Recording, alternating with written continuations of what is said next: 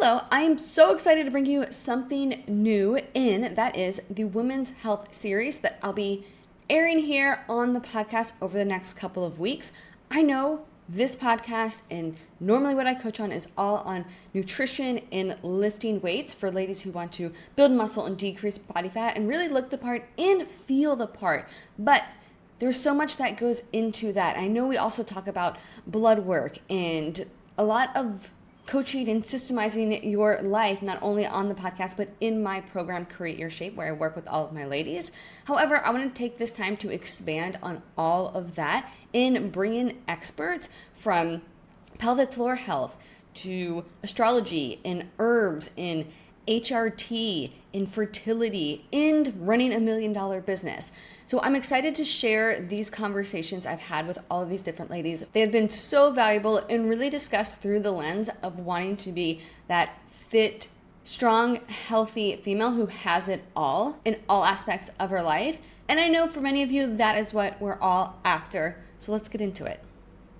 Hello, friends. Welcome back to the Create Your Shape podcast. Today, I have an awesome guest on, Dr. Morgan MacDermott. You might have to correct me with that. But I'm excited to talk about all things prepping for momhood. So I'm going to have you introduce yourself, and then we'll just get into everything that we want to talk about today. But you actually were a referral from someone else who's on the Women's Health series, Lauren. And so I started looking at all of your stuff, and I loved how clean and organized everything that you did was. It was so easy for me to digest and know exactly what you were about. And I know a lot of my audience really appreciates that organization. But then also I feel like the topics were so aligned with, I think what a lot of the audience listening is interested in. And I know definitely what I'm interested in, of thinking about everything from a holistic kind of place where you're talking about hormones, you're talking about mindset, like you're talking about like, from a very like female perspective who goes through it, and not necessarily like just medical terminology from a doctor. So I felt like it just was the perfect fit to have you on, especially for this series. And I cannot wait to learn so much, especially for me as I am about to enter into this stage of life. But I know my audience is going through whether thinking about becoming pregnant or, about to have birth or experience birth or postpartum. So I'm excited to hear everything you have to share. So can you introduce yourself first, and then we'll get into it? Yeah, absolutely. Yeah. So really close on the pronunciation. It's Morgan MacDermott. And Okay, got I, it.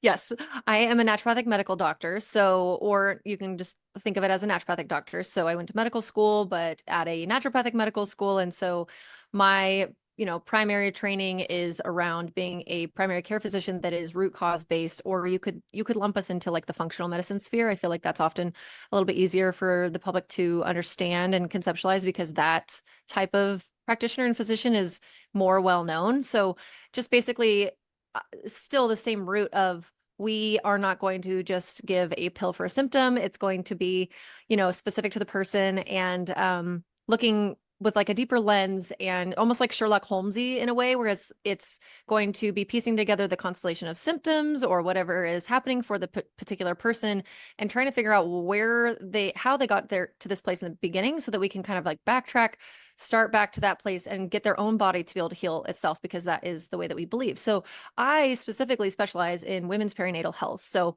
pregnancy, birth, and postpartum, and then just motherhood. And then I also do some pediatrics as well, because I feel like when you're in that phase and you help people conceive babies, birth babies, raise babies, it's just the natural next step to do some pediatric health. And then because I do have my own 4 small children, it's very much like in my sphere and in my world, and it is in my passion too, because my whole reason why I like to work with women in this sphere is because it's my belief that this is the best way that I can have a long-term mark on the future of humanity, is to help with the mothers becoming really healthy and being healthy, and then being able to create healthy babies and children. We know that our modern lifestyle nowadays is not contributing to, health metrics, and that things are going downhill, especially in the fertility space. And I can talk about that a little bit as well. And so we have to work extra hard at this. And, we have a lot of tools and knowledge that we can share too. And so it's really, really for me being a mom as well. It's a passion, or like a purpose-driven passion, so clearly. It's my entire life, it's my entire world. Like, I'm in my mom era, but I'm also in my mom era forever, because this is like the patients and the clients that I work with. And I love, love, love talking about it, educating about it, because it's amazing. And I'm so excited for you and your family to begin to build in this next coming years, because there's a lot of also like negative mom talk, I feel like, on social media, where it's like, it changes your life and it ruins it, and oh, I don't want to have kids, I just want to like travel and da da da. And everybody's going to do their own thing. But I will just say that there is no situation where the negatives of having children outweighs the benefit. Like, it just is not that way. It is absolutely phenomenal, amazing. And I think that it's important for us as women to surround ourselves with other people who um, view life the way that we do, but also who are intentional about their choices in motherhood, and they're intentional about how they're bringing their babies in, and then they are having perspective of what's important in life in the same similar way that you are. So you can surround yourself with women, as I have very intentionally, again, use that word, but who love their children, who love motherhood, who love being in this phase of life. And it's really just like such a beautiful gift. And there's also a lot of suffering that I don't want to have to keep seeing, and I went through with my first child. And so that's another huge point of purpose for me, is really helping create the resources that I think that I needed that weren't there, or that I couldn't find, information that I just did not know. That's information we would have gotten as little girls in the village from, day one. We would have just been around breastfeeding women. We would have been around birth. It wouldn't have been this like big scary thing that we have to learn about when we have our own infant in our arms and we're expected to do it all day long. And that's kind of how it is now. Everybody lives behind their white picket fence, and they just like have to learn on Google, and or on social media. And I mean, that's great. And obviously that's also what I'm doing. I'm putting out more content on social media. I hope I'm able to make it in a way that's streamlined, like you were saying with organized. I'm glad that you feel that way, because I do try to not add to the noise or the misinformation, the disinformation. It's tough because there is so much out there, but I really just want to help reduce the suffering of mothers, because this is like, it to me, it's the most important phase of all of life. And if we just sometimes knew what to be looking for or how to solve our own problems, it could be even more joyous and less in any kind of way of suffering. Yes. And the education, I think, is so important because, like you've said, it's kind of been, everything's kind of been like hush hush, right? Like, you don't really know, especially, growing up, I never hear about any of the stuff that I'm like starting to hear about now. And I think because of social media, that obviously there's pros and cons to it, but that is a pro. I think people are starting to speak out a little bit more. And then there's people like you who are educating, which it goes, will go a long way and is really powerful. And like this podcast, right? That's the whole point of what we're trying to do today. So can we go through maybe some of the top things you see that would be good to prep for momhood and bring awareness to it at each stage, in pregnancy, during birth, in postpartum? That way we can kind of have like an overview, and then we'll tell everyone how they can go find you to learn more from there. Yeah, absolutely. So I kind of broke down some notes about sort of what would be my top points for people to know about trying to conceive, era of before you're pregnant, or what we like to call preconception. And if your audience is health oriented and health based, then that is really awesome, because I do have my own podcast. It's called Healthy as a Mother.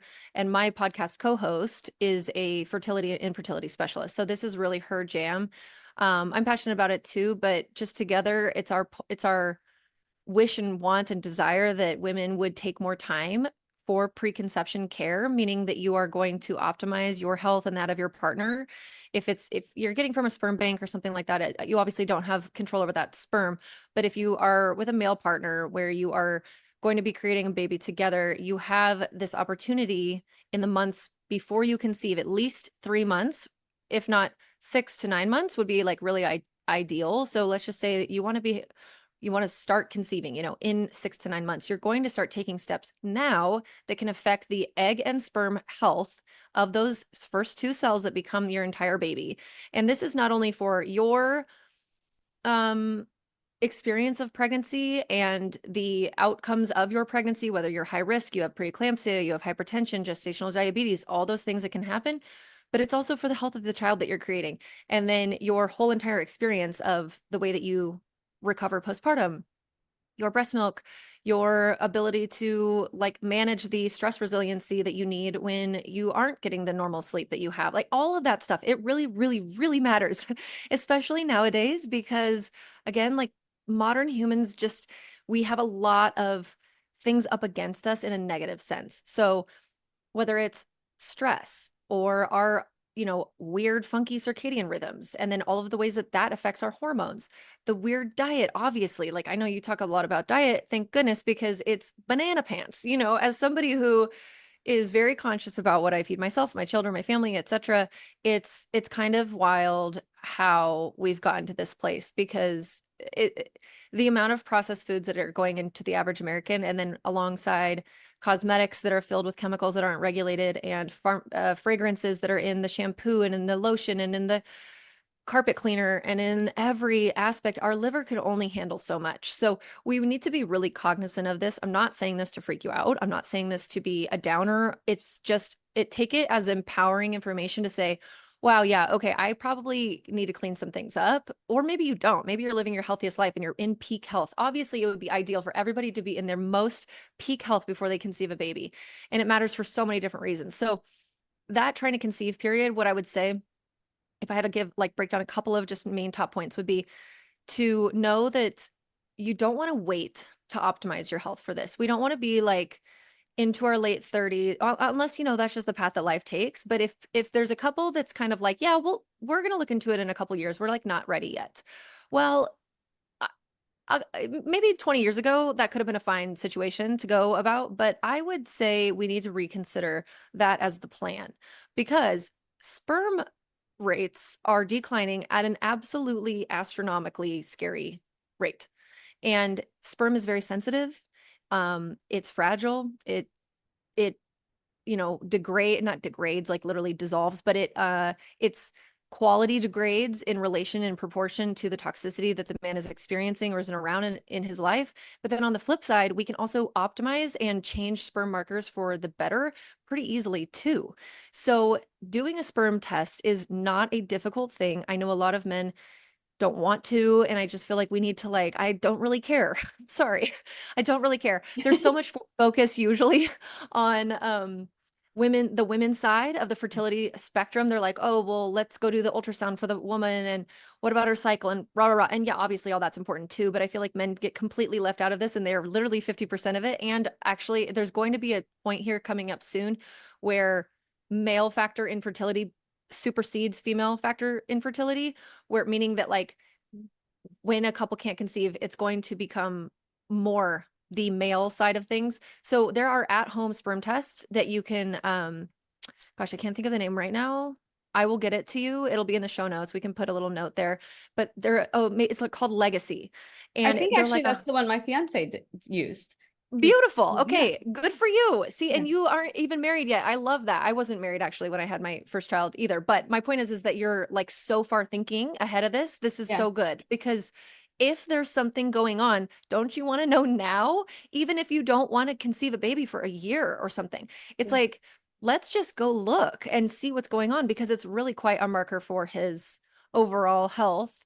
And okay, now what's happening with the swimmers, right? So those tests are like $125, $150. Yes, I know that that's a significant chunk of change, but guess what's way, way more expensive is IVF and IUI and all those different fertility things. So testing sperm, optimizing that now, optimizing your health as well. So if you have a menstrual cycle that is irregular, or really far apart, or really short together, or you don't have one, or you are on some kind of a hormonal birth control, and before you got on the hormonal birth control, you didn't have a consistent cycle, it's maybe in your best interest to figure out some kind of other way to use birth control, like condoms or cycle tracking, fertility awareness methods, something, so that your body can have that chance to reset and have months and months and months. I mean, it can take up to a year for a female menstrual cycle to re-regulate to her natural cycle after being on hormones. Especially, it's very common for women to be on hormonal birth control of some form, whether it's a pill or an IUD, et cetera, that has hormones in it for, 10, 15 years. And then now they want to get off and have a baby. And it's just like, it's sometimes doesn't take a long time, but it's very common for it to take a long time for her to even get a regular cycle back. So I think it just makes me sad when people just don't know that. No one told them. So here I am. I'm going to be the doctor to tell you that that is an important piece of this. And if you absolutely cannot get pregnant right now, then I understand why we have to choose these things, but condoms also have the exact same efficacy rate to a lot of, if we're using them properly. So yeah, are they fun? No, of course not.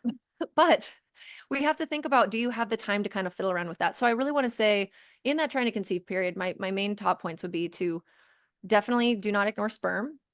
Both of you need to optimize. You need to optimize in a time period where you're really not waiting. Ideally, we need to be doing health factors at least, I mean, 3 months is the bare minimum. And the reason why for 3 months is that that's the time that it takes for one egg cell and one sperm cell to go through the entire cascade of events that happens inside of the man and woman's body to reach maturity before they are like ejected or ejaculated or ovulated. So if you do preconception stuff for like 1 month or 2 months, you're not even affecting the egg that you're going to potentially conceive on if you conceive that next cycle. Does that make sense? Yes. So yes. So we need to at least have 3 months, if not four. I mean, 3 months would be like the absolute smallest, skinniest kind of Yeah. window of time. But ideally we do that. We're doing things for like 6 to 9 months. So we want our bodies to be this like flourishing garden of nutrients, really good fats, really good protein. You don't want to be underweight. You also, maybe if you wanted to get to a place of a better weight and lose, then that's a great time to do it too. But I think a lot of women are chronically undernourished and underweight, and then they go to try to get pregnant. And it's like, if the body doesn't feel like it has enough resources to give to a fetus, it's not going to, and this can also often though be reflected in the menstrual cycle. So like, women who have maybe like it's called hypothalamic amenorrhea is maybe like a situation where somebody had some kind of an eating disorder or at some point was very, very thin and their period totally stopped. And so that's an example of that, where your body is not going to allot energy to a system when it doesn't have enough for its own situation to just work in general. So we really want to be treating ourselves like this, like goddess, which we are all the time. And obviously, this is the other thing I always think about when I'm talking about this kind of stuff is like, isn't it silly? We should really live like this all the time. But Yes. it is more motivating though to do it for someone else. And I feel like that in motherhood is so common it's more motivating sometimes if you're lacking that motivation, then do it for your baby. Then if nobody else, then do it for your baby. Yeah. Like, And can I just add to that? yes. Because I almost have to put a disclaimer on my program because at least once around I have somebody, because one of my main things is first eat enough, right? Yes. To be healthy, for your body to build muscle and decrease body fat, like your body needs enough nutrients to do that, right? So my big thing is to first eat enough, which obviously when you're healthiest, you're also most fertile. Like for the reasons we're talking about here, but I almost have to put a disclaimer because almost once around someone's accidentally Accidentally gets pregnant. pregnant. I'm like, That's oh, awesome. just because you're healthier, right? And generally it's a great scenario and it's, very much welcomed. But just to like reiterate your point of like, yeah, this aligns so much. And so going back to eating enough, but also giving your body the optimal nutrients. So yeah, that's a really great thing to keep in mind. Yeah, no, I love that. It's a common thing that we see in this sort of like, functional or naturopathic medical world that unintended pregnancies are the result of people just becoming healthier, which is an amazing thing. It's like, oh, look at that. That is a really good sign that things are functioning properly. So then to move on to pregnancy, Mhm. one thing that I really want to say, and same thing with preconception, is supplementation. And I don't know how your community feels about this or your audience, but I am a very, very big realist and I'm an anthropologist as well. I really want to think that we can get everything from food. And some people will and some people can. But our food is just different now overall globally, and especially here in America. The topsoil is completely different than it was 50 years ago, meaning that it does not have as much nutrition for the plant to even pull into it. So when you're eating an apple nowadays, it's not the same thing as an apple 50 years ago. And that little small micro amount of difference in nutrition adds up over time. And so also it's rare for people to be eating nose to tail in terms of eating the entire animal, eating the organs sometimes. I don't think organs need to be eaten daily. And I also don't think the human populations ate organs daily in real life, it was not, it was maybe once a week or something, it was frequent. And it was a huge like delicacy. It was like amazing when they got to, because of the nutrition. Mm. Um, and so we really need to wrap our minds around. Sometimes in the crunchy world that I'm in, there's people who are like very anti prenatal supplementation. And I don't really know where that comes from necessarily. I am not that way. I am very much pro prenatal supplementation, with a good, strong, actual prenatal that does not contain iron. So that's another key thing. This is why I love Needed. The company Needed makes the best prenatal on the market, in my opinion. Um, and it needs to not contain iron, because iron does not absorb very well in the presence of calcium, and almost all prenatals have calcium in them. So when your prenatal contains iron as well, you're just not going to absorb that as well. Also, not every woman needs additional supplemental iron. A lot do, especially like in that second, third trimester, but not all. So anyway, I also really suggest to supplement with some sort of a high dose omega-3. So we're looking at 2 to 3 grams total per day. American culture just doesn't eat enough fish. And so, maybe if you were living in Greece or something like that, it would be different, or Alaska, and you're eating tons of salmon, I mean, that's amazing. But if you're not doing that, then we need to be supplementing. A magnesium, usually to manage things like constipation, cramping, like muscle cramping, not uterine cramping. But also magnesium is something that is usually depleted in like almost everyone. And yes, your prenatal should contain it, but sometimes people need additional. Vitamin D3 is another one. Yes, your prenatal should contain it, but depending on your levels, this is another really big one. I think that testing is one of those things that needs to happen in the preconception period, where everybody, when I say everybody, I mean the couple gets a comprehensive but also basic blood lab. It doesn't have to be intense mycotoxin testing for mold, or nutrient testing. It can just be a CBC, CMP, an iron panel, a thyroid panel, a vitamin D3, a lipid panel, like kind of the basic things that you would get with your primary care physician. I think vitamin D3 really needs to be on there, because again, this is sort of one of those vilified nutrients in the health world sometimes, but it's really interesting to me because I don't know where there is literally there's no evidence of it being a negative thing. There is so much evidence in women who have low vitamin D status in their pregnancy having bad outcomes for their babies and their pregnancy. It's like, or sorry, and their health and their birth. And it's like, why would we Even mess just around how with they that? So feel, right? Like I have my ladies get that full panel, and I would yes, say 99% of them are low vitamin D, yes. but they're within the 30 to 100 range. They might be like 32. So they're like, "Oh, it's fine." And I'm like, "Oh, it could be so much better though." You're Yes, it could be crazy. so much better. We want it to be like at least 50, Yeah. 60 to 80 would be even better. Um, And that has real repercussions on your baby's neurodevelopmental health if we are not getting that enough. Same thing with choline. Now, if you're not going to eat eggs, or if you don't eat high choline foods, then I think it should be something that's additionally taken during your pregnancy. The ideal dose of pregnancy has now been found to be about 800 to 900 milligrams per day for the neurodevelopment of the baby, to be preventing things like ADD, ADHD, associations with autism, different things like that. So we have a really good episode with a naturopathic doctor who specializes in that, and she talks all about fetal brain health, and it's really, I can link that in the show notes for you guys as well. So anyway, my point is just to like really lean into your supplementation. I also have this kind of like midwife formula that I just hear repeated again and again and again by midwives, which is like walk every day, eat up at least 100 grams of protein a day, stay very, very hydrated, and have tons of sex. So this is during pregnancy. The tons of sex I feel like is probably more beneficial in the third trimester and in those final weeks of pregnancy. And that's for a couple of different reasons. One, because of oxytocin and priming the cervix. So priming the cervix is important for the first stages of birth. We want it to become soft and supple so that it can begin to efface, which means it gets thinner, and then it opens, that, which is dilation.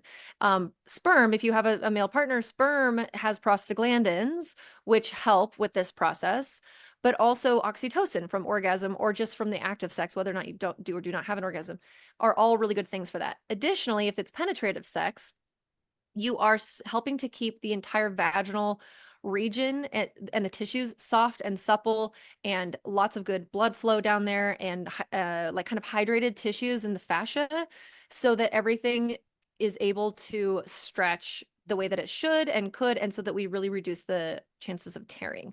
So I would add to that little midwife formula though, resting. And I think maybe with your audience, and before we started recording, we touched on this idea of like high achieving women and how do they enter motherhood. And I have so many thoughts about this because I would say that I identified as that type of person. I had my my first baby in my third year of medical school.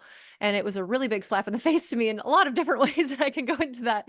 But the first trimester of pregnancy can really shock people. The baby is like the size of a poppy seed. And yes, it's growing very, very quickly. But by the end of the first trimester, it's still only the size of like, I don't know, it's like an inch and a half or 2 inches long or something. It's tiny, tiny. And it just rocks you. You can feel like a zombie. I mean, not always. I hope that you have a lovely first trimester, but the nausea, the food aversions, the fatigue, these things really, really impede our abilities sometimes to maintain our other health habits. So if you were somebody who worked out all the time, you may literally not even have enough energy to do it. And so we need to have a lot of grace on ourselves for this period of time.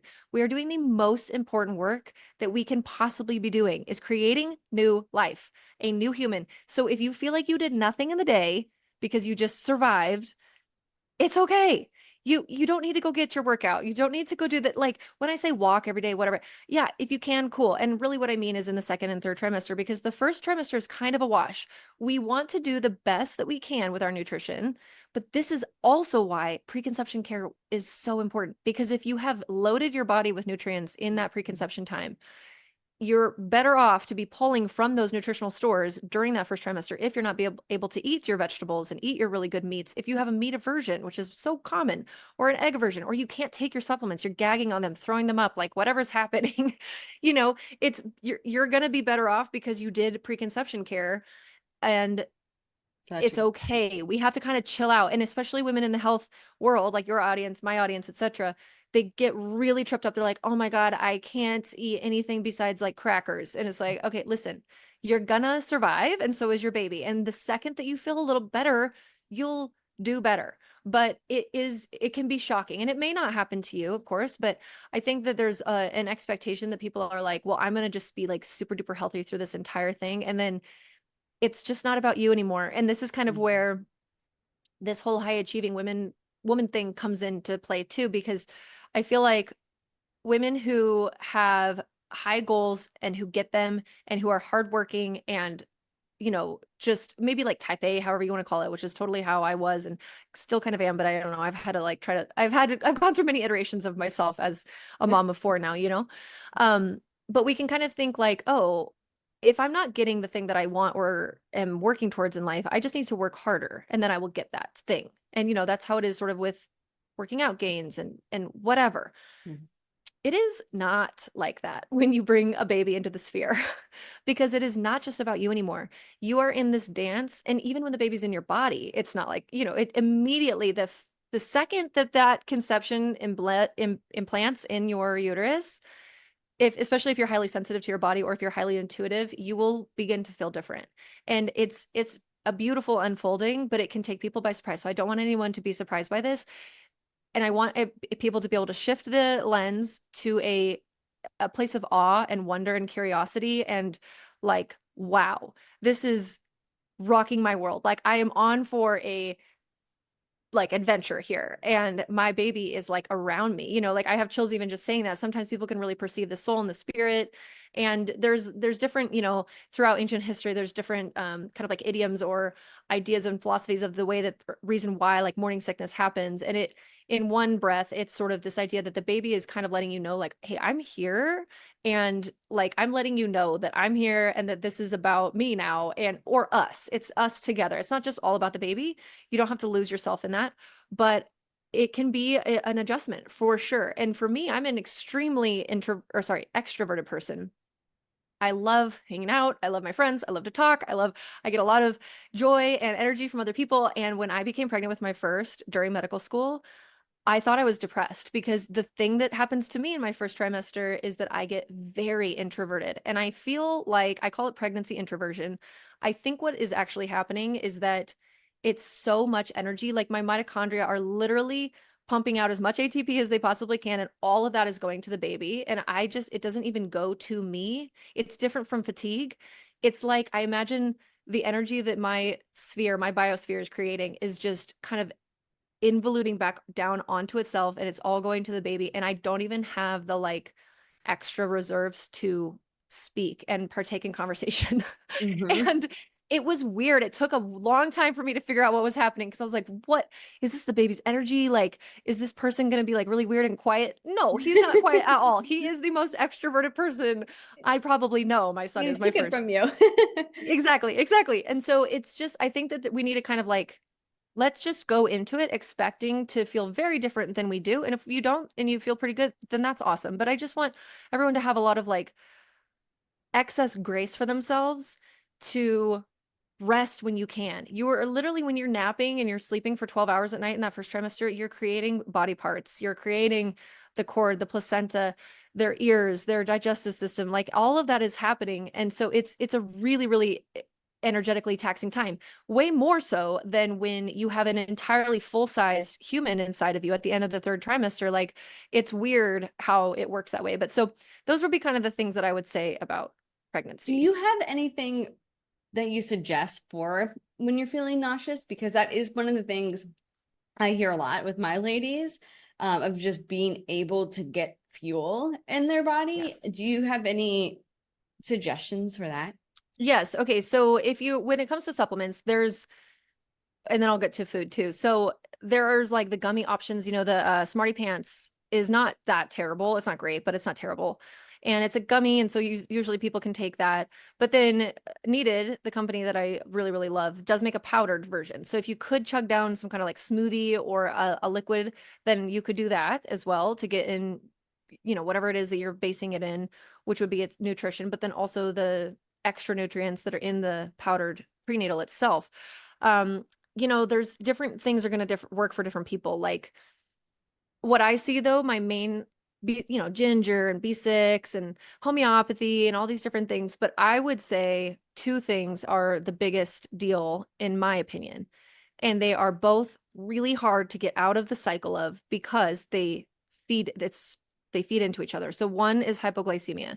When people become hypoglycemic, which your insulin increases a lot when you become pregnant, and so you are much more likely to become hypoglycemic. Mm. Your, like I just explained, all of the energy that's going to your baby, it's taking up all your calories. It's just sucking it right out of the system. So the amount that you need to eat is kind of crazy, or the frequency that you need to eat. And especially through the night, it's a very common thing to wake up in the middle of the night throughout the entire pregnancy, but especially in that first trimester, to eat in the middle of the night because you wake up and you're just ravenous, or you wake up because your cortisol is spiking in the effort of trying to go through gluconeogenesis in your liver, meaning that it's going to liberate the glucagon in your liver to make it glucose so that you can balance your blood sugar, because dropping low in the middle of the night is such a common thing. We really don't want that because it disrupts our sleep, but also it is going to make you feel more nauseous.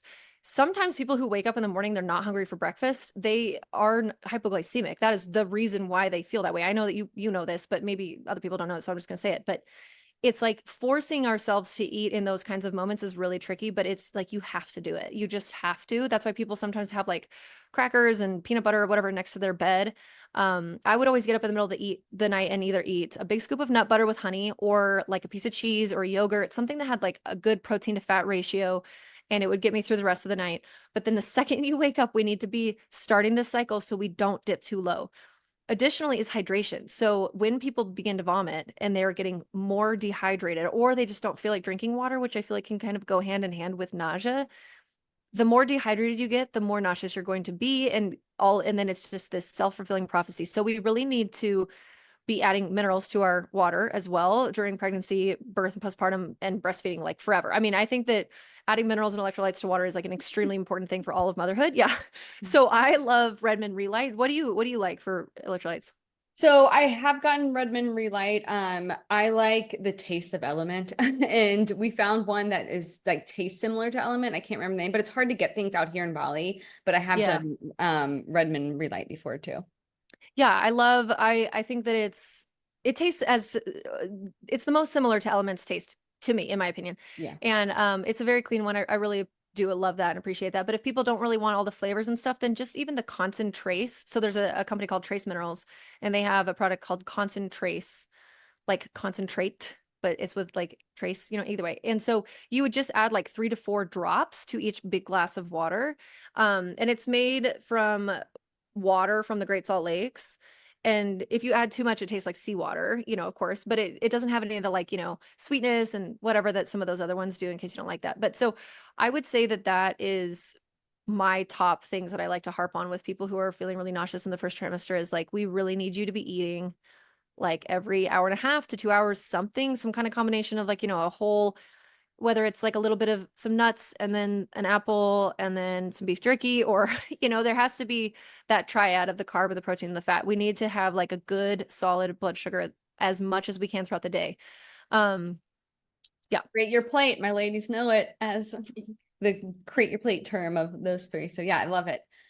Awesome. Yes. And so do anything else on pregnancy before we start getting into postpartum? I mean, I know there's so No. much more, but Yeah, I know there is. And we could talk forever and ever and ever, but I did just want to say about birth too, is because I'm a oh yeah, huge birth birth. advocate. Can't I forget about love birth. that. Yes, exactly. It's quite important. And I've had all 4 of my babies at home, and I love birth so much. So I know, speaking to somebody who's a birth junkie is going to be a little bit different than speaking to somebody who's just like, yeah, it's whatever, or they didn't have a good experience, if they had a traumatic experience. What I would say is that we need to really be cognizant in pregnancy of protecting our space. And so if someone is trying to go off to you and tell you their horrible birth story, we'll have to figure out some kind of way. Everyone's going to do a little bit differently of excusing themselves from that conversation. And it's not to put your blinders on and pretend that everything is perfect always, because I do think it's important to listen to all kinds of stories. But when someone is dumping on you a traumatic birth story in person too, it leaves an imprint on our soul that I don't think we need in that time period. Actually, in historical senses, pregnant women were always kind of shielded from any kind of bad news in general. So I really suggest to pregnant women to be like, you know what, I'm sorry, I know that like the world is falling apart, or like this local tragedy happened, or whatever, but I'm not going to like read the gossip. I'm not going to stay up on the news. I'm not going to put that in my sphere. Similarly, I'm not going to intake negative media in terms of music, like bad, lower vibrational, negative music that talks about topics that are not beneficial to humanity, or shows that are like horror movies, or that are really negative or really sad, or that pull on your heartstrings. We have to be cognizant of the type of things we intake in this time period. And it was really always revered, pregnancy was revered historically as a time period where like women need to be kind of encapsulated in positive and good as much as you possibly can. So when it comes to birth though, my biggest tips would be to listen to as many birth stories as you possibly can, like on a podcast. Because first of all, if it's starting to freak you out for some reason, you can stop it, you can pause it, you can move on, but also you start to pick up on patterns when you really listen to a ton of them. My favorite birth story podcast is called The Birth Hour. And the title really kind of elucidates the type of birth story, if it was in the hospital, if there was any complications, if it was twins, if it was breech, if it was at home, a birth center, whatever, so that you can start to kind of like pack your subconscious with really good positive ones, but also you learn a lot from listening to the ones that are negative. And I would say that she does a really good job. Bryn Hunt Palmer, who's like manages that podcast, she does a good job of not allowing people to just like go on there and like freak everyone out. And also, though, I would say if you are getting freaked out by some story, you need to dive into that. What about it of that story is freaking you out? Because it shouldn't be like that. You should be able to listen to a negative story and go, okay, so like the induction led to a C-section. Okay, then that happened, then that happened. All right, like I'm starting to pick up on the pattern that like the unnecessary induction is maybe not something that I want, because I'm seeing a lot of stories where instead of like getting super freaked out and just shutting down, we need to kind of dive into that. What is it? Were you told little stories when you were a little girl? Were all of the babies in your women, or all of the women in your family, did they all have horrible births? Did they all have C-sections? Did they, you know what I mean? Has everybody told you like home birth is irresponsible, or birth center birth is irresponsible because what if something happened? What if your baby dies? And a lot of people have very charged negative emotions around birth. And I feel like we need to really try to rewrite the script and the narrative in our minds that this is a completely natural, normal event in almost all situations if we allow it to be. But when we meddle and we poke and we prod, we cause problems. The farmer knows that. They leave the cow alone when she's in birth or giving birth, depending on the species of the cow. Obviously, we do lots of different weird things with our natural selection now, and we breed like bulls to females we shouldn't be, and then we have to help them out. But like we know that the more that you meddle and you poke and you prod, it's going to disrupt the hormonal cascade that's happening in the woman's brain when she's giving birth, which is like an oxytocin heavy loop. And when the adrenaline fear chemicals come into that and it stops or it slows the labor down, that's when we are going to have complication. And it's a beautiful system. It's on purpose, because if we were out in the wild, we were giving birth and then there was something happening, there's a tiger coming up upon the village, we need to be able to stop our labor because we're in an extremely vulnerable situation. But modern humans don't live like that anymore. But we Yeah. forget that. We've forgotten that we are mammals. We need dark, quiet, warm, trusting environment. So if there's somebody in your birthing room that you don't like or you don't trust, or if your mother-in-law pushed her way in and you don't want her in there, or there's a nurse that you hate, or something is happening, you have to remove those people. But getting a doula is going to be the best thing that you can do for your birth, especially first time birth. So a doula, DOULA, is just a labor support person. They're not like a midwife. They're not a doctor, an OBGYN. They do not do anything in terms of delivering the baby. They're there for labor support and getting you in different positions and helping you manage and cope with the birth, pumping you up with positive affirmations, helping your partner take a little break here and there, or helping your partner kind of manage how to support you the best way. They also interface with the medical providers. So if you are birthing in a hospital, your doula can be the one that's like, nope, she said that she didn't want that. Nope, go ahead, give us 30 more minutes. Bye, see you out there. Like, you want a doula that's kind of like a bodyguard, honestly, but you want her to be like Mother Earth bodyguard, like real, like Yeah. chill.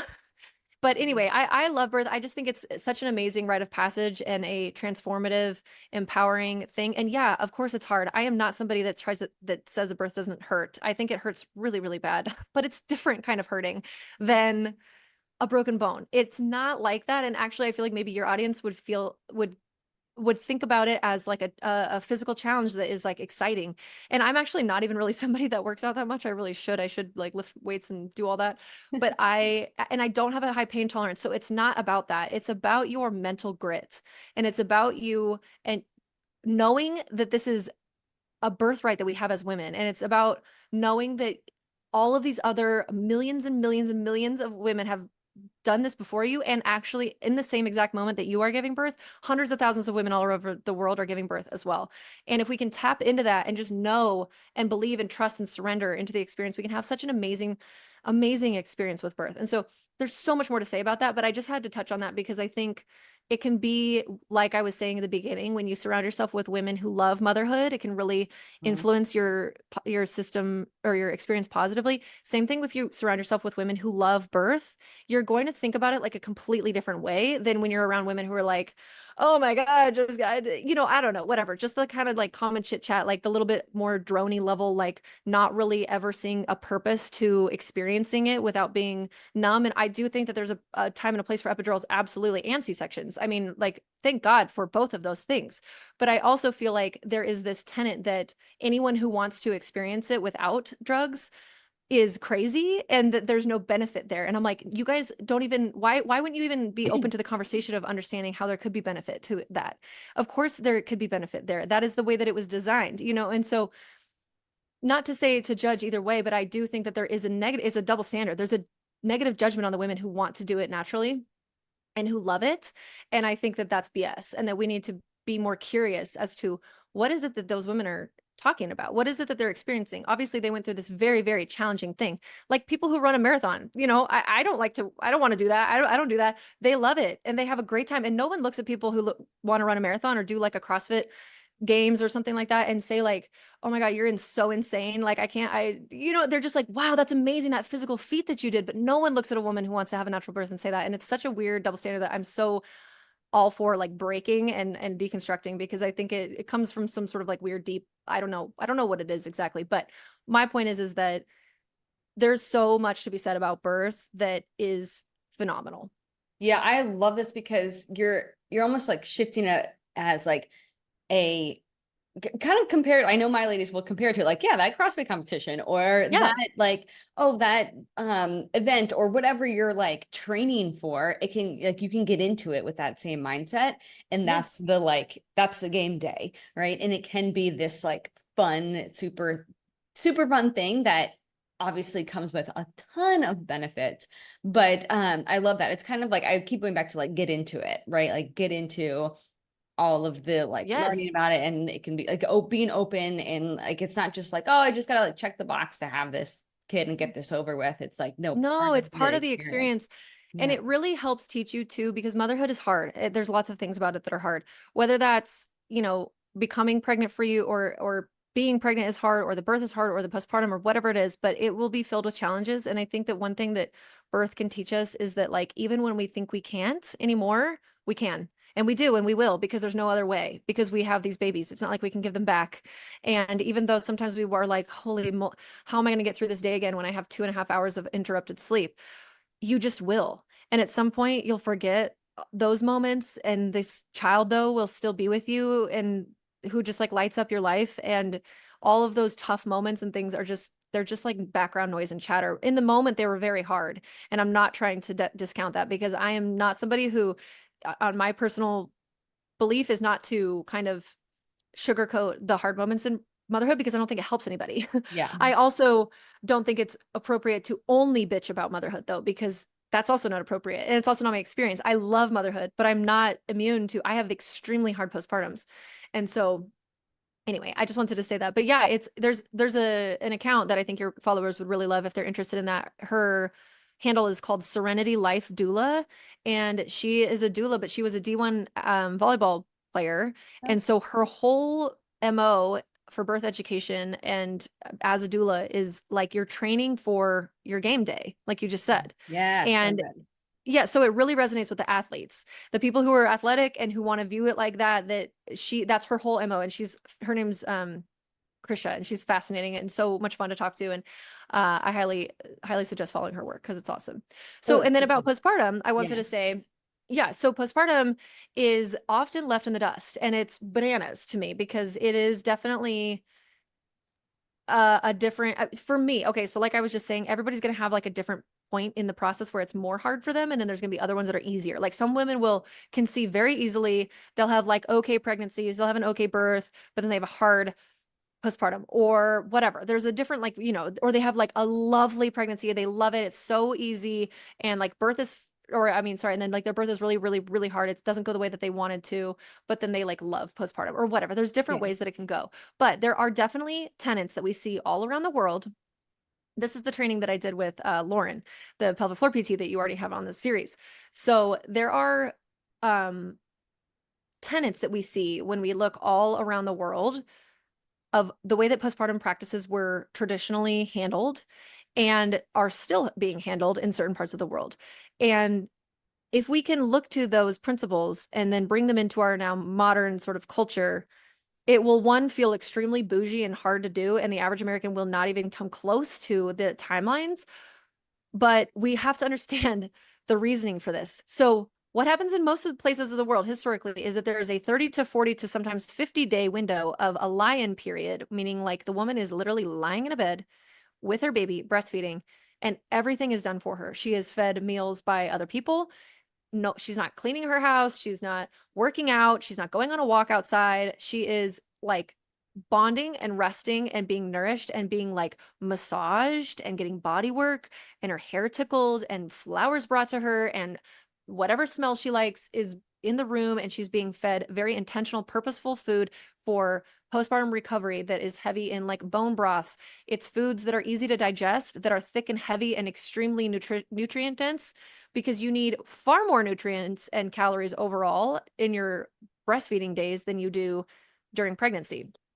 And that can feel really hard and overwhelming, because now you have this newborn and you're supposed to eat even more. And it's like, how on earth am I going to do that? So it's like soups and stews and broths and teas and like, just, you got to think about tissue recovery. It's like collagen and meat and lots of protein, lots of fat. There's also very like specific traditional foods depending on the particular culture. There's a really great book called The First 40 Days by Heng Ao. I don't know, Heng space OU. I'm not exactly sure how to pronounce her name, but it's a fantastic book that everybody just like really, really latches onto in the postpartum period when you're in this kind of world.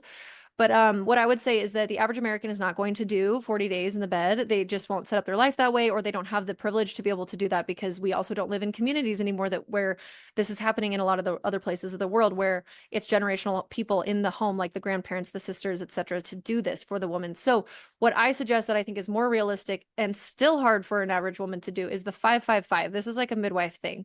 So it's 5 days in the bed, 5 days on the bed. Maybe you're moving around a little bit more, but you're like pretty much on the bed all day, but maybe you're not like in it. You're like sitting on it, or you're like whatever, you're kind of around, and then 5 days around the bed, meaning you're like trying to stay kind of close to it in your room. You're not like doing laundry for hours and then coming back to it. It's like maybe you're going and you're getting your own food now, like somebody's not bringing it to you, but then you're coming back, you're eating your meals in the bed, you're resting when the baby is resting as much as you can. You're doing stuff like that. So that would be only 15 days, right? So that's 555, that's 15 days, which is half, less than half actually, of what is the historical kind of like well-known recipe for good postpartum healing and recovery for humans. But if we can do that, that's a huge deal. Additionally, 4 meals per day, at least 4 meals. And I know that can sound crazy, but I'm saying like a meal, like just as big as a lunch or a dinner should be. You're getting 4 of those plus 2 snacks and drinking so much water with minerals in it. Because if we are breastfeeding, which ideally we are, or we at least try, it just shocks people, but also even if you aren't breastfeeding, imagine what your body just did. You just made an entire new human. And now your body is shifting back to its old state. And without the placenta is the creator of almost all the hormones, right? So when our placenta comes out of our body, it's the biggest single drop in female hormones ever that we ever experience in our life. And that can feel bad. Okay. It can feel not good to have this like huge drop in hormones, but also it's normal and it's okay. And our body goes from the hormonal state of pregnancy into the hormonal state of lactation. So pregnancy is like high estrogen, high progesterone. Lactation is low estrogen, low progesterone, and high prolactin. So it's this flop, and it takes a bit of there's a transition period. It's like kind of like, two graphs kind of going like this. And but it doesn't feel good sometimes. And the more that we can support ourselves nutritionally and with rest to allow it all to happen and allow the milk to come in, allow yourself to adjust, allow your brain to adjust, your soul and your mind and your body, and you're looking at this baby and you're feeding them and you're like, oh my gosh, what have we gotten ourselves into? But I love this thing. But Yeah. what is this? The first 10 days postpartum, I have a whole course that's all about just those first 10 days postpartum, because every day changes so much between your body and your newborn's body. And it can be very shocking. And I think I have a particular passion for this because for me and my first baby, I had no clue what was going to happen. I was like 26, third year medical student. I had taken an entire quarter off. So I had time off, thank goodness. But I really thought like because I was in medical school and because I had mom friends that I knew what was going to happen, but we had breastfeeding complications because my son had a tongue and lip tie. And it just completely rocked my world. It was so much harder than I could have ever imagined or thought. And I got pregnant easily. I loved pregnancy. And then my birth was long and hard, but it was great. Um, and then postpartum was just like, holy moly, why has no one told me about this? And then it wasn't until later when I was speaking to my mom friends at like, 3, 4, 5 months postpartum where they were like, oh yeah, that happened to me too. And da, da, da. And I was just like, why did you guys not tell me? Like I had no clue that some of these complications could happen. And so I was really trying to piece it together. And anyway, so in regards to that and my tips would be is just to focus on your nutrition and your rest so much, but then additionally have people set up or not set up. You can't set them up yet because you don't know when you're going to go into labor, but have in your phone your lactation consultant who should be an international board certified lactation consultant. So it's called an IBCLC. If we're birthing in the hospital, we have to know that typically hospital lactation consultants just don't know that much. Okay. They just don't. It just is what it is. They don't know that much beyond normal lactation. If there is any level of pathological lactation, they're not your person. But if everything is going hunky-dory great, they can give you, positions and hold the baby's head like this, and this is the latch and da da da da, whatever. They can help you with that. But if you're having any kind of lactational pathology, so like your nipples are hurting, they're coming out shaped funny, or there's a bruise or a little chafe, or they're peely or they're bleeding, or you're not like, your milk is not coming out, like your baby's trying to feed, but you're not getting softer and you're so engorged, or you're getting clogged ducts or mastitis or anything, you need to have a lactation consultant who knows. And these are the international board certified lactation consultants because they have so much more training. So find your local person, find her. Don't think, oh, I'll do that when I have my baby. Don't do that because you won't. And it's hard. And it's just one more stress. It also can take time to ask around the people in your community. Hey, who do you like? Who do you like? Because sometimes there's people who do more damage than good. And we want to keep hearing those repeated names in your community. Who are the lactation consultants that are really, really helping people? Okay, cool. I'm going to call the office and I'm going to take that one extra next step. And I'm going to say, hey, my name is such and such. I'm due this month. I just want to tell you that I am planning on calling you when my baby's born. So, okay, cool. Yeah. Cool. Click, whatever. Yeah. Whether they remember you or not it doesn't matter, because now you have at least made the connection in your mind. You have the number in your phone, and you can hit the ground running if you have problems, and you can call them immediately and get some help. Oftentimes they'll come to your house for that first visit, and it can be a game changer. Similarly, women getting body work in their early postpartum period, meaning like a chiropractor who will come to your house, or a massage therapist who will come to your house. Is there anybody in your community who's like that? Or there are postpartum doulas and postpartum like bodywork specialists who can come and do belly binding, or they'll do the Abhyanga massage, which is like a Ayurvedic kind of treatments where they like rub this warm oil all over you and they massage it into you. And that's a really common thing that is, again, seen in all around the world, is like heat modalities and body work modalities, and making the mom really comfortable and helping her body recover from this very physical event of the game day marathon that birth is, right? And so just, I think some of those kinds of things, if we can put those on the registry, or if we can put like the fund tab on the registry instead of like decorating a nursery, which you probably won't use, or who really cares anyways, Mm-hmm. or you know what I mean? If you have excess funds, cool, great, whatever, like decorate a nursery. But if we're like being realistic, the baby doesn't actually need that much. The baby needs a safe place to sleep, diapers, wipes, and clothes, and food. So if it's not going to be coming from you, then it needs formula and bottles. But if it's coming from you, you then need the support so that you can maintain the food for your baby. Your baby wants to be with you, and that's kind of it. Like when people come to as visitors, often they want to hold the baby, and like that's up to you whether you want them to or not. But just know that like it's not uncommon for a baby to be very unhappy in someone else's arms. They really want to be on you. And so what's really helpful for visitors to do is like bring you some food when they come, grab you some groceries on their way over, maybe take the dog outside and throw the ball for 10 minutes, take the trash can out, play with the other kids if there's other children in the home, like maybe do a couple of dishes, something like that. Like that's the way that visitors can help, because holding the baby so that you can just sit there and watch them holding your baby that's crying is like not all that helpful. Now, if they want to hold the baby and the baby's happy and you can go take a shower, cool. But I guess I just wanted to like drop some of those tips. There's so much more that I could say, but I think the last thing that I wanted to mention is that back to the whole like high achieving woman and how do we integrate in motherhood. I think it's a good idea to just sort of start to have these thoughts with yourself that you might have like a really stringent plan for the way that your life is going to go, or the way your motherhood is going to go, where you're like, I'm going to do this and I'm never going to do that. And I'm going to do this, I'm going to do that, and da, da, da. And it's like, it just may not be that way, because our babies come into this world with so much personality. They are not clean slates. They are not blank slates. They are not just completely moldable and malleable to all our every wish and whim. There will be babies that like literally you cannot put them down. So you're going to go and you're going to get a really good baby carrier. You're going to wear that baby like pretty damn near 24 hours a day, you know, and it won't be forever. It'll be temporary. That's my main top mantra for all of things motherhood, is everything is temporary. All of the hard moments are temporary, but also all of the good moments are temporary. So we have to try to find in the way we can to balance in our mind, enjoying what is before us, enjoying the little baby we have as much as we can, even though it's hard. And then when it gets easier and easier, you know, you'll never know the last time that they're going to say a word like kind of with like a lisp or like a funny, because eventually it'll change, you know, like, or when they do some kind of like cute funny thing or whatever it is that you love, like it's not going to be forever. It's always temporary. So like we have to just sort of stay rooted in this, a mix between the 10,000-foot view of what's important and like the perspective on life, and then also being extremely present to like the passing moments of our child's life, because their littleness, their littlehood is a blink of the eye in terms of how long you're going to know them in your life as a whole. We're only going to know them as little for just a few years, and then they're like kids, and then they're teenagers, and then they're adults for the whole rest of that time that you know and you have a relationship with them.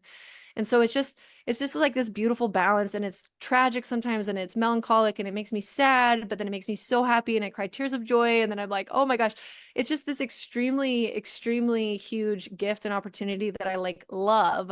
And I think we need to really prepare for it so that we can have that best time possible. Yes, this is so helpful. This is so, so good and gets me excited. And I'm sure everyone listening is like, oh, I didn't think about that, or I didn't know that, or I can look into this. And so, where can we learn more? Where can everyone, listen to your podcast, follow you on Instagram, like work with you? Tell us, give us all the information. Okay, so my Instagram account is like pretty active, and I would say you can learn a lot there. It's just my name, so it's just at Morgan MacDermott. MacDermott is MacDermott. And we'll And then link I all have, this too. yes, yes, thank you. My podcast is called Healthy as a Mother, like, healthy as a mother effer kind of thing. Love Like the, you it. know, a little fun play on words. And I co-host that with Dr. Leah Gordon. She's another naturopathic doctor. She focuses on the like fertility, infertility, menstrual cycle, and preconception care. I focus on the pregnancy, birth, and postpartum and pediatrics. So we span the entire spectrum of becoming and being a mother. That's like our sort of our tagline. And so we have all kinds of awesome guest interviews, but then a lot where we just talk about all the things that we're passionate about, different, sleep training and sperm health and cycle tracking and I don't know, all sorts of different stuff. So Healthy as a Mother is another big one. And then my website is milkmedicine.com. So MILK milkmedicine.com. And that's where I have all of my educational resources. So my big main one is it's called the 6-week pregnancy call. And it's basically like a huge dump of all the things that I wish that everybody knew about pregnancy, birth, breastfeeding, and postpartum in a video format where you get those lessons forever. But then for the first 6 weeks of the program, we meet for these Zoom calls where you can ask me all these questions and we get to know each other. And it's just sort of like, having the option of asking a doctor all the questions that like maybe your OB doesn't have time for, because those appointments are like 7 to 15 minutes long on average. And it's just, there's so many questions that people have when they're really in it. So that's for like people who are in the either preconception trying to conceive or first or second trimester. You could take it third trimester, but I feel like it's more beneficial earlier in the pregnancy because you have time to kind of like make adjustments, changes, etc. And then I have like a mastitis guide because I've had mastitis a million times, and I have a postpartum thing, and I have some like a natural cold and flu care for kids that's from newborns up to big kids, and then also a natural cold and flu care for women who are pregnant and breastfeeding, because those populations are very protected and limited, and your OBGYN or your midwife probably won't really know all that much of what you can do or take if you become sick in those time periods. But there's honestly so much that we can do and take to help support our bodies and our immune system. And so that's an important passion for mine too, because when you're around little kids and you're raising kids and they become sick, it's like we do not have to resort to antibiotics all the time, and we do not have to resort to, Dimetap and Robitussin. We can do different things, and with natural herbs, and kids are honestly so easy to get better in a lot of instances. Obviously, I know there's exceptions to that, but usually they just need like a little push in this direction with something. And so I outline all of those remedies because I get asked a million times. So I decided to finally make some resources for that. And it's always growing too. And I think my favorite thing is probably Instagram and the podcast. I love being able to, as you know, like with this, you have yours. It's so fun to be able to talk in like this long form way about these complex topics, because it's not easy to boil some of this stuff down to like just a post. Yep. Yeah. So then Instagram is really like a personal vlog sort of mine too. Like I'm very active in my stories, showing my own family and what we're doing and how we do things, because I think that that's helpful because it's real. Like I didn't sleep very much last night, and I talked about that today on my stories. Like just because I have the knowledge that I do doesn't mean that I'm like immune to this the struggles of it. And when there's 4 kids and now we're maybe discussing having 5, who knows, but there's a lot of things happening at all times. So that's kind of, yeah, that would be like the best places to find me. And I just really appreciate you, Jenny, having me on the podcast. So thank you so much for everything that you're doing for women as well. Yes, thank you so much for all of this. I'm excited for more to know about you and to dive into this, and same for me. So thank you so Yay. much and appreciate your time, and everybody else, we'll see you next time. All right. Bye-bye.